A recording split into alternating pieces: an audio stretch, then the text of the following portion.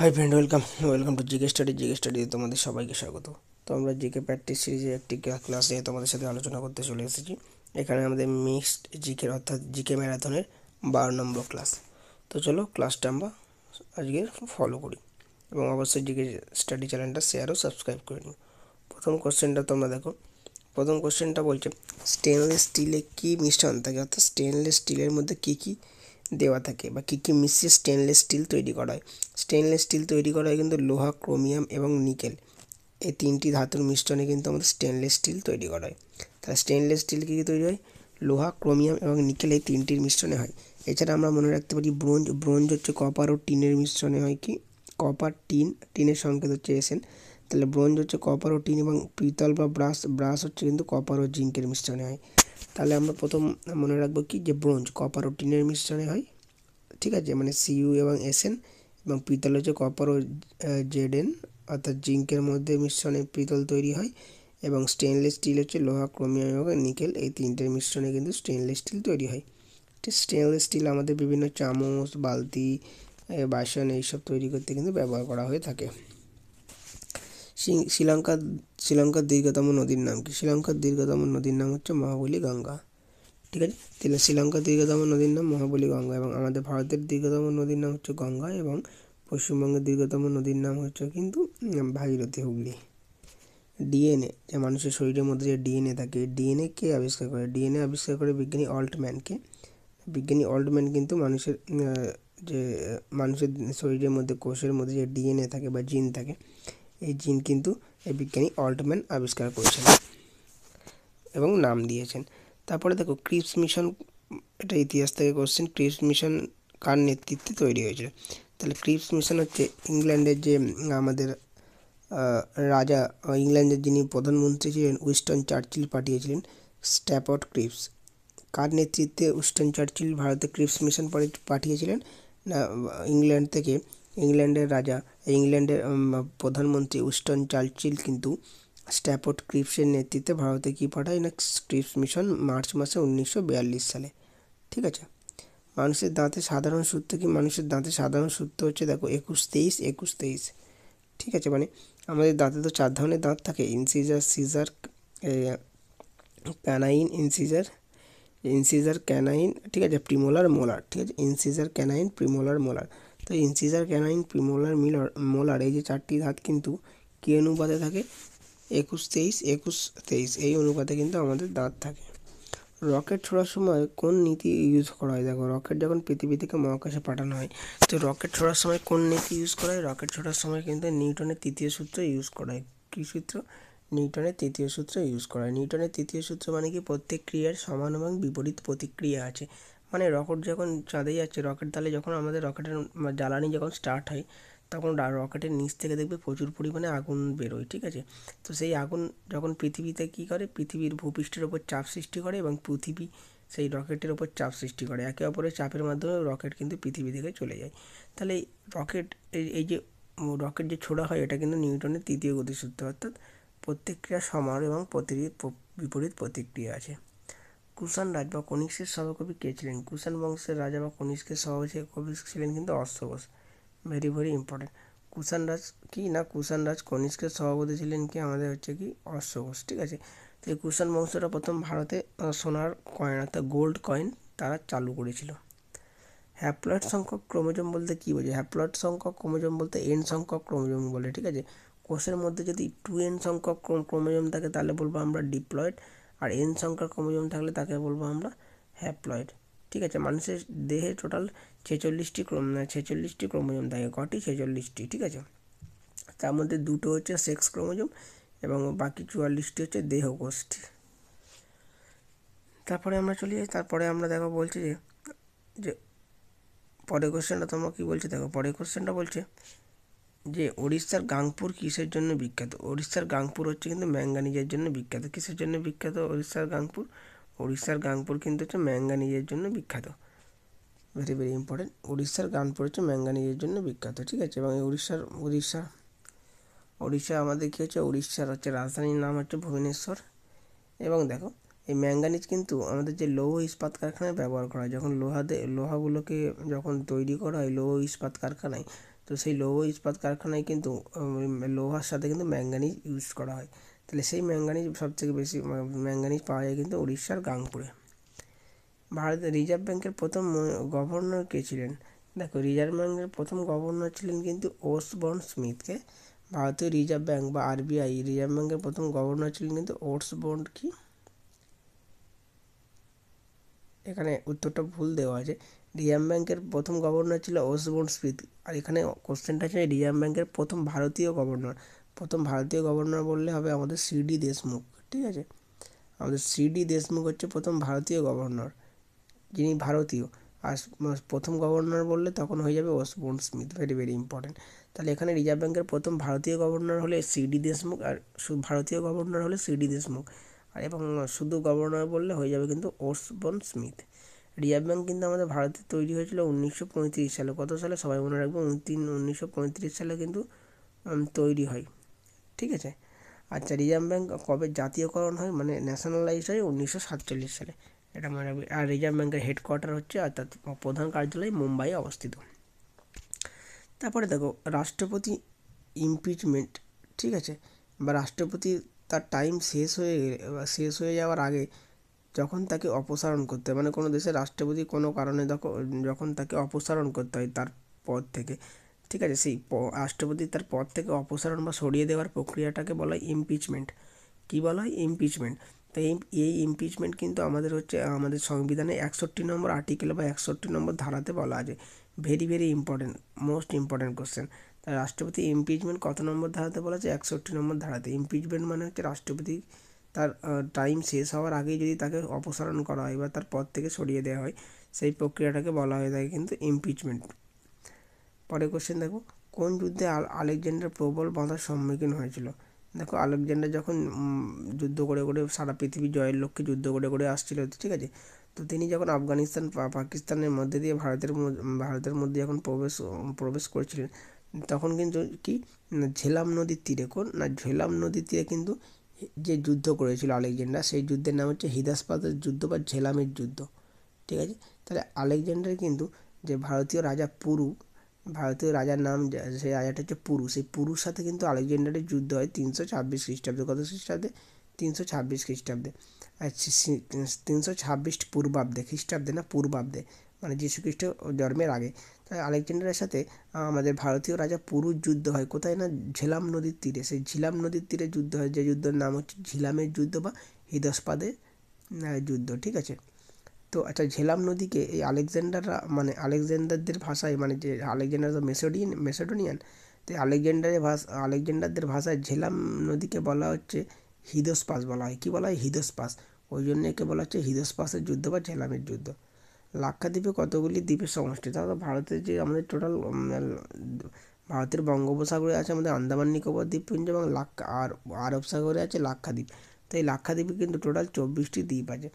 ঠিক আছে, তাহলে ভারতের বঙ্গোপসাগরে আছে আমাদের কি না আমাদের হচ্ছে আন্দামান নিকোবর, এবং লাক্ষাদ্বীপ আছে আরব সাগরে। এই লাক্ষাদ্বীপ টোটাল 24টি দ্বীপ আছে, এবং লাক্ষাদ্বীপের রাজধানীকে বলা হয় কাভারাতি। কি? কাভারাতি।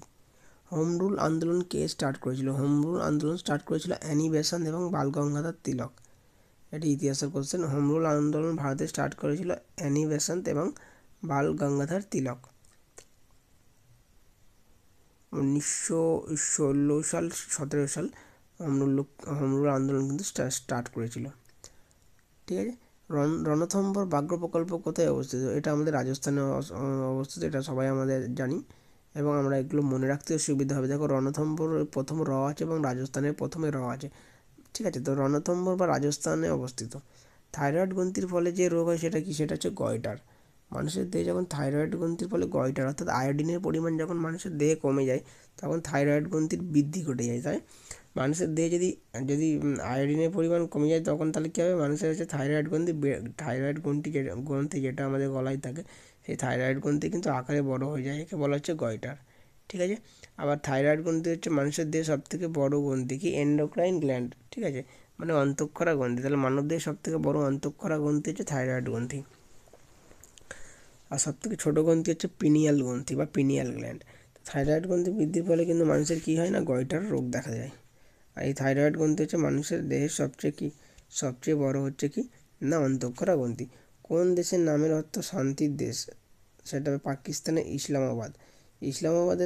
ইসলামাবাদ কথার অর্থ হচ্ছে কি না শান্তির দেশ। পরের কোশ্চেনে আমরা চলে যাই।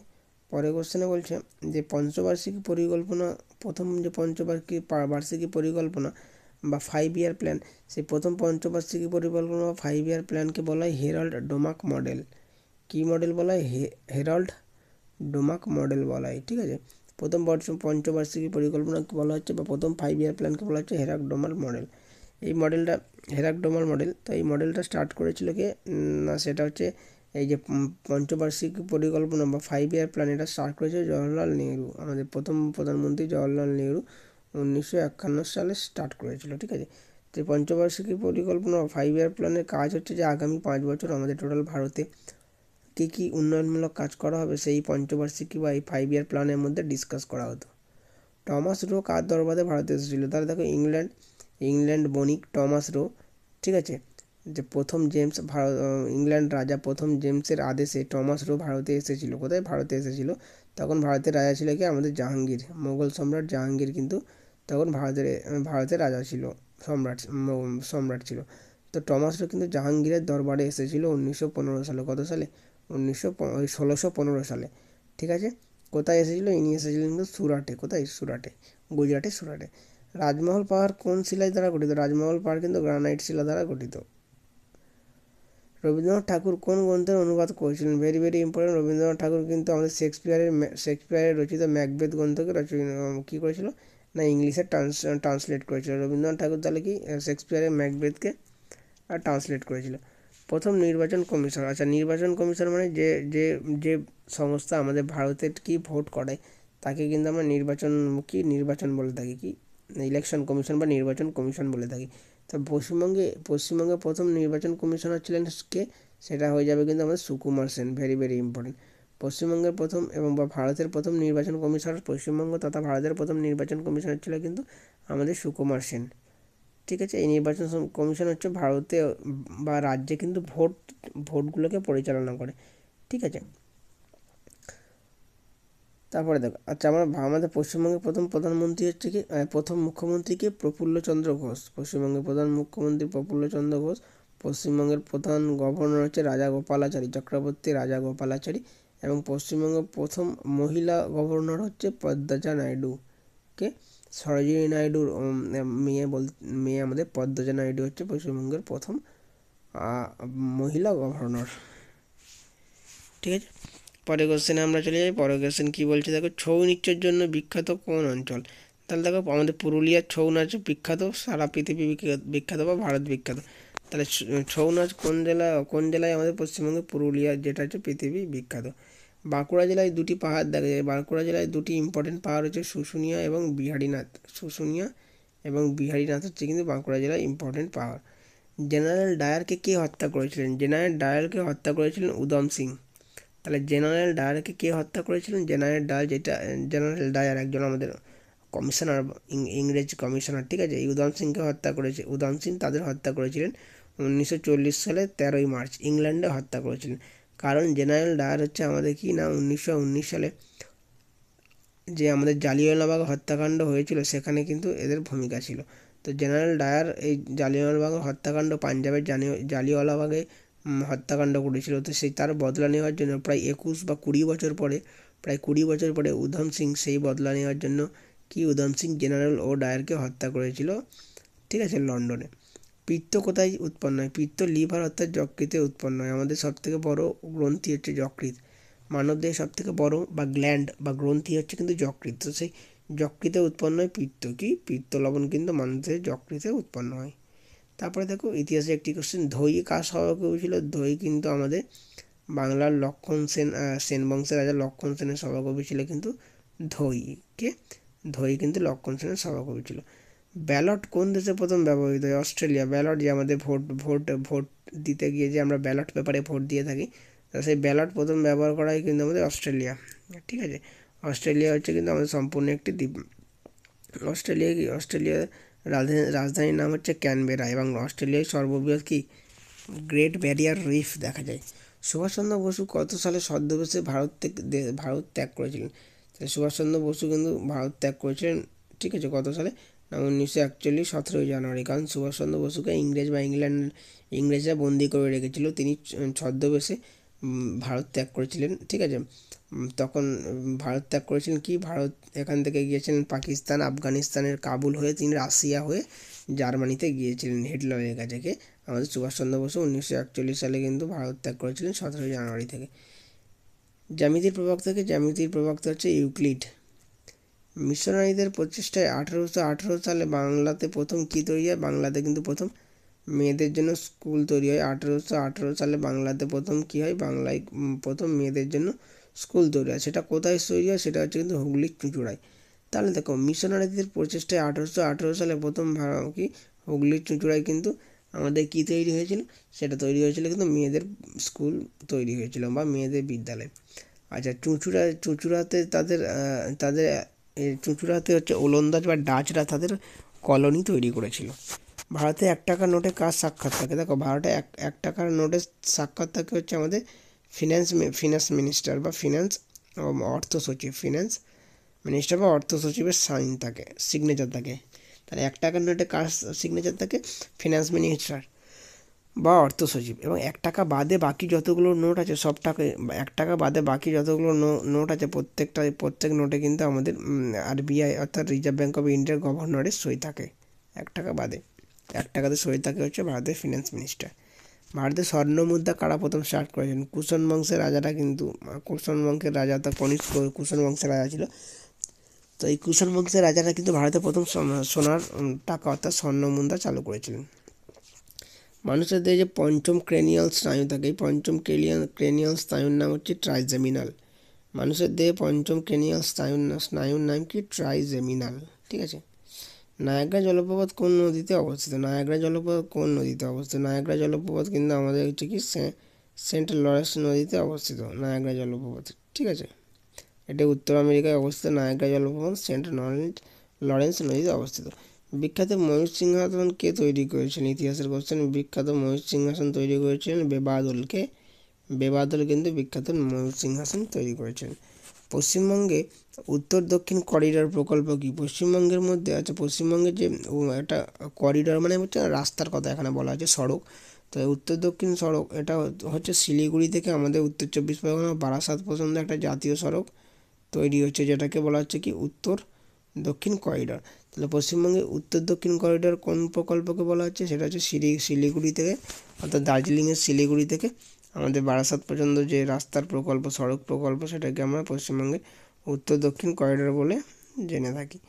শ্বেত রক্তকণিকা কোন পদার্থ দেহের প্রতিরক্ষার কাজ করে, তাহলে শ্বেত রক্তকণিকা বেসোফিল, নিউট্রোফিল, ঠিক আছে, বিভিন্ন কণা নিয়ে গঠিত। তো শ্বেত রক্তকণিকার যে নিউট্রোফিল, এই নিউট্রোফিল কিন্তু আমাদের দেহে প্রতিরক্ষা করে, কি আমাদের দেহে অ্যান্টিবডি তৈরি করে এবং এবং বিভিন্ন রোগ জীবাণু থেকে আমাদের দেহকে রক্ষা করে।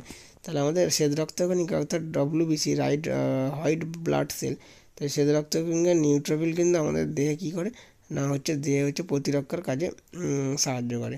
সেন্ট্রাল রাইস রিসার্চ ইনস্টিটিউট অর্থাৎ বলছে কোথায় ধান গবেষণাগার অবস্থিত, সেটা হবে উড়িষ্যার কটকে। তো ধান গবেষণা কেন্দ্র ভারতের কোথায় অবস্থিত, ভারতে হচ্ছে উড়িষ্যার কটকে কিন্তু ধান গবেষণা কেন্দ্র অবস্থিত। এবং ভারতে সবচেয়ে বেশি পরিমাণে ধান উৎপন্ন হয় আমাদের ওয়েস্ট বেঙ্গল অর্থাৎ পশ্চিমবঙ্গে, ঠিক আছে। তাহলে হচ্ছে সেন্ট্রাল রাইস ইনস্টিটিউট অবস্থিত কোথায়, আমরা বলতে পারি উড়িষ্যায়। কোথায়, উড়িষ্যার কোন শহরে, কটক শহরে, ঠিক আছে, যেখানে আমাদের নেতাজি সুভাষচন্দ্র বোস জন্মগ্রহণ করেছিলেন। সেই উড়িষ্যার কটক শহরে সেন্ট্রাল রাইস ইনস্টিটিউট অবস্থিত। আচ্ছা, ভারতের সবচেয়ে বেশি পরিমাণে ধান উৎপন্ন হয় কিন্তু আমাদের পশ্চিমবঙ্গ থেকে। কোন বায়ুর প্রভাবে শীতকালে বৃষ্টিপাত হয়, শীতকালে বৃষ্টিপাত হয় কিন্তু পশ্চিম বায়ুর প্রভাবে, মানে ভারতের পশ্চিম দিক থেকে যে বায়ুটা ভারতে প্রবেশ করে, অর্থাৎ যে বায়ুটা ভূমধ্যসাগর থেকে আসছে, পশ্চিমা বায়ু কোত্থেকে আসছে, ভূমধ্যসাগর থেকে। তো এই বায়ুর প্রভাবে কিন্তু শীতকালে বৃষ্টিপাত হয়। অটিস রোগটি কোন অংশে দেখা যায়, অটিস রোগ হচ্ছে মানুষের কানে দেখা যায়, ঠিক আছে। তো মানুষের কানে আমাদের মানুষের দেহের সবথেকে ছোটো হাড়ের নাম হচ্ছে স্টেপিস। এই স্টেপিস হাড় কিন্তু মানুষের কোথায় থাকে, কর্ণে অর্থাৎ কানের মধ্যে কিন্তু কানে থাকে, ঠিক আছে, কানের মধ্যকর্ণে স্টেপিস হাড়টি অবস্থিত। পরের কোশ্চেন চলে যাবো, লৌহ ইস্পাত শিল্পে কি কি ব্যবহার করা হয়, কোন পদার্থ ব্যবহার হয়? কিছুক্ষণ আগে বলছিলাম লৌহ ইস্পাত শিল্পে কিন্তু ম্যাঙ্গানিজ ব্যবহার করা হয়, যাতে লৌহ ইস্পাত লোহাগুলো মজবুত হয় বা তাদের মধ্যে দৃঢ়তা প্রদান হয়। তাই লৌহ ইস্পাত শিল্পের জন্য কিন্তু ম্যাঙ্গানিজ ব্যবহার করে। সালোক সংশ্লেষে গ্লুকোজ উৎপন্ন হয় আলোক দশায়। সালোক সংশ্লেষের দুটো দশা আছে, একটা হচ্ছে অন্ধকার দশা, একটা হচ্ছে আলোক দশা। তো উদ্ভিদ সালোক সংশ্লেষের মাধ্যমে খাদ্য তৈরি করে, তো সেই সালোক সংশ্লেষে কিন্তু গ্লুকোজ তৈরি হয় আলোক দশায়। ঠিক আছে। আর সালোক সংশ্লেষে কিন্তু উদ্ভিদ কি না কার্বন ডাইঅক্সাইড গ্রহণ করে এবং অক্সিজেন ত্যাগ করে। সানমা কোন দেশের বিমান সংস্থা? সানমা যেমন আমাদের air India, Indigo, air alliance, এই যে বিমান অর্থাৎ উড়োজাহাজের যে সংস্থাগুলো আছে, এই সংস্থা এরকম হচ্ছে সানমা। সানমা একটা সংস্থা যেটা হচ্ছে কোস্টারিকা, কি কোস্টারিকার বিমান সংস্থা। কোস্টারিকা আমাদের দেশ, সেই কোস্টারিকার বিমান সংস্থা হচ্ছে সানমা। 1858 সালে ইংরেজ রানী ভিক্টোরিয়া বা ইংল্যান্ডের রানী ভিক্টোরিয়া একটা ঘোষণা করেছিলেন যে ভারতের গভর্নর জেনারেল, ঠিক আছে, ভারতের যে গভর্নর জেনারেল ছিল সেটা গভর্নর জেনারেল থেকে হয়ে যাবে ভাইসরয়। কী হয়ে যাবে? ভাইসরয়। তাহলে 1858 সালে মহাবিদ্রোহের পরে, 1857 সালে মহাবিদ্রোহ হয়েছে তার পরের বছর, 1858 সালে রানী ভিক্টোরিয়া বলেছিলেন যে ভারতের যে গভর্নর জেনারেল, ঠিক আছে, ভারতের প্রথম গভর্নর জেনারেল বা ভাইসরয় নিযুক্ত হয়েছিলেন লর্ড ক্যানিং। কে নিযুক্ত হয়েছিলেন? লর্ড ক্যানিং। এই লর্ড ক্যানিং কিন্তু 1857 সালে মহাবিদ্রোহের সময়ে কিন্তু ভাইসরয় ছিল। পরের কোশ্চেন দেখো, ভারতীয় সংবিধানে কোন অধ্যায়কে কী বলা হচ্ছে না সংবিধানের আত্মা বলা হচ্ছে? তাহলে ভারতীয় সংবিধানের কোন অধ্যায়কে সংবিধানের আত্মা বলা হচ্ছে? Very very important. এটি বলেছেন ডক্টর বি.আর. আম্বেদকর, যিনি হচ্ছে সংবিধানের জনক। ঠিক আছে। তো ভারতের সংবিধান বা সংবিধানের আত্মা হচ্ছে ভারতের প্রিয়াম্বেল অর্থাৎ প্রস্তাবনা। আমাদের বই বা যে কোনো বইয়ের আগে থেকে প্রস্তাবনা লেখা থাকে, প্রিয়াম্বেল বা প্রস্তাবনা প্রথমেই লেখা থাকে বইয়ের আগে। তো প্রস্তাবনাকে বলা হচ্ছে কি সংবিধানের আত্মা। এটি কে বলেছে? Doctor B R. আম্বেদকর। তো এই ছিল আমাদের আজকে মিক্সড কোশ্চেন অ্যান্সার একটি ক্লাস।